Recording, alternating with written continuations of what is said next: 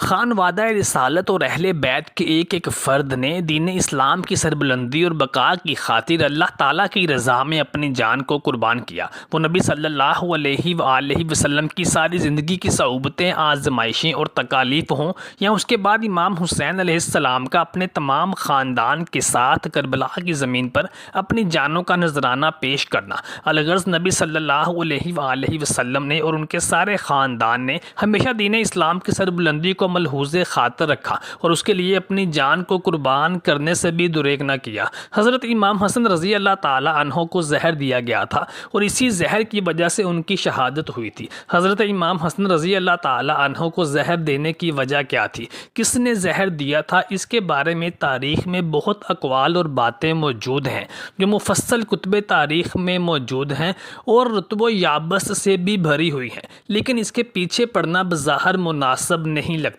کیونکہ ماضی کا ایک واقعہ ہے جس کے بارے میں ہم سے پوچھا نہیں جانا چاہیے۔ البتہ سوال میں حضرت امام حسن رضی اللہ تعالی عنہ کی شہادت کے بارے میں پوچھا گیا ہے تو اس کے بارے میں عرض کیے دیتے ہیں کہ امام حسن بن علی بن ابی طالب رضی اللہ تعالی عنہ کو کئی مرتبہ زہر دیا گیا تھا، لیکن آخری بار انہیں جو زہر دیا گیا تھا وہ بہت شدید تھا، جس کی وجہ سے ان کی آنتیں اور جگر کٹ چکا تھا، اور اس وقت کے طبیب نے جب دیکھا تو اس نے یہی بتلایا کہ ان کی آنتیں اور جگر کٹ چکا ہے۔ امام حسن علیہ السلام نے ان زہر دینے والے کے بارے میں جب ان سے پوچھا گیا تو انہوں نے بتلانے سے انکار کر دیا اور کہا کہ قیامت کے دن اللہ تعالیٰ کے حضور جب جاؤں گا تو اس سے جواب لوں گا۔ حضرت علی رضی اللہ تعالیٰ عنہ کی شہادت کے بعد جب مسلمانوں نے امام حسن علیہ السلام کو اپنا خلیفہ چن لیا تو مسلمان دو گروہوں میں بٹ گئے تھے۔ کچھ چاہتے تھے کہ امام حسن علیہ السلام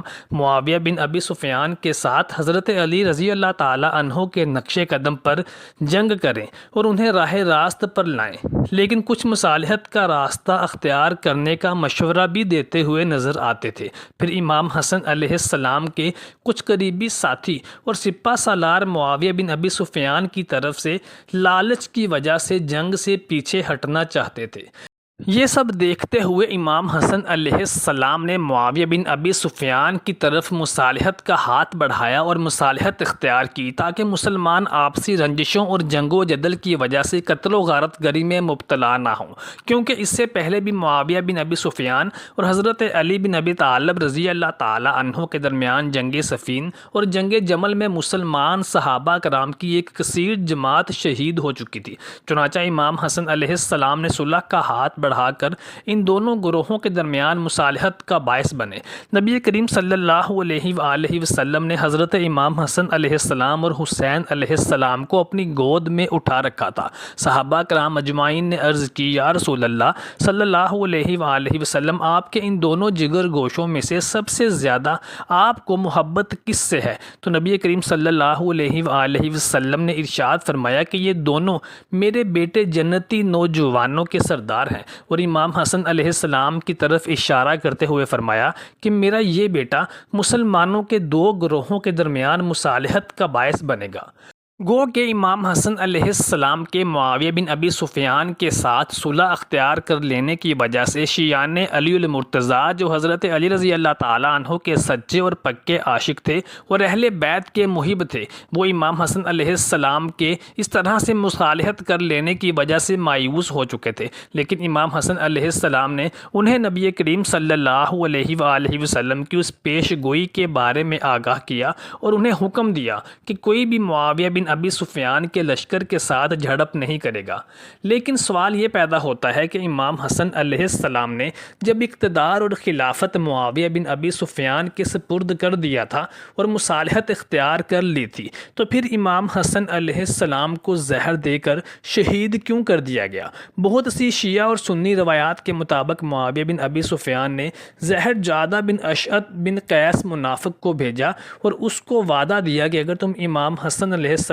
کو شہید کرو گی تو میں اپنے بیٹے یزید سے تمہاری شادی کروں گا۔ جعدہ نے معاویہ بن ابی سفیان کے حکم کے مطابق امام حسن علیہ السلام کو زہر دیا۔ اس حالت میں کہ امام حسن علیہ السلام روزے کی حالت میں تھے اور افطار کرنے کے لیے گھر آئے تھے۔ اس طرح امام حسن علیہ السلام کو معاویہ کے حکم پر اور معاویہ بن ابی سفیان کے زہر سے شہید کر دیا گیا۔ افسوس کی بات ہے کہ علماء اہل سنت نے اپنے خلفاء کی آبرو و حفظ کرنے اور تاریخ حقائق پر پردہ ڈالنے کے لیے ان کی بہت سی جنایات کو نقل ہی نہیں کیا، اور اگر ذکر کرتے بھی ہیں تو مطلب میں تحریف کر دیتے ہیں، جس کا مطلب انہوں نے تحریف کیا ہے وہ معاویہ بن ابی سفیان کے حکم سے امام حسن علیہ السلام کو زہر دینے کے بارے میں ہے۔ تاریخ کے علماء اور ابن عبد البر نے کہا ہے کہ جادہ بنت حشعت بن قیس نے امام حسن علیہ السلام کو زہر دیا تھا۔ صدی ابن الجبران نے کہا ہے کہ یزید ابن معاویہ نے جادہ کو پیغام دیا کہ اگر تم امام حسن علیہ السلام کو زہر دے کر قتل کرو گی تو میں تم سے شادی کروں گا۔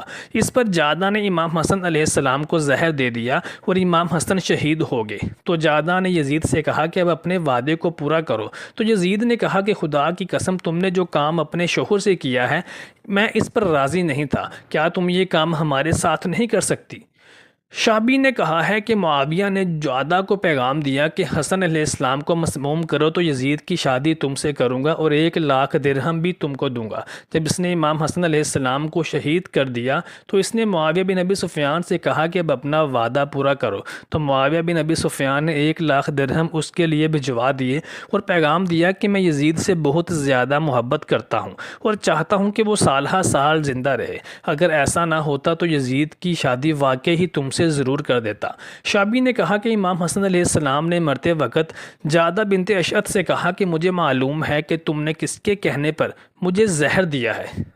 اس کی تو آرزو پوری ہو گئی ہے، لیکن خدا کی قسم اس نے تمہیں جو وعدے دیے ہیں وہ ان کو کبھی پورا نہیں کرے گا۔ ابن جوزی حنبلی نے اپنی کتاب الصفوہ میں کہا ہے کہ یعقوب بن سفیان نے اپنی تاریخ میں کہا ہے کہ جادہ بنت اشعت وہ ہے کہ جس نے امام حسن علیہ السلام کو زہر دیا، اور شاعر نے اس کے بارے میں کہا ہے کہ اے دنیا تم دھوکہ دیتی ہو اور تم کتنی میٹھی ہو کہ سب لوگوں کو دھوکہ دے دیتی ہو، تم غموں کے باوجود پھر بھی لوگوں کو آپس میں خوش رکھتی ہو۔ وہ غم کے جو رسول خدا صلی اللہ علیہ وآلہ وسلم کی وفات، ان کے وصی حسین کی شہادت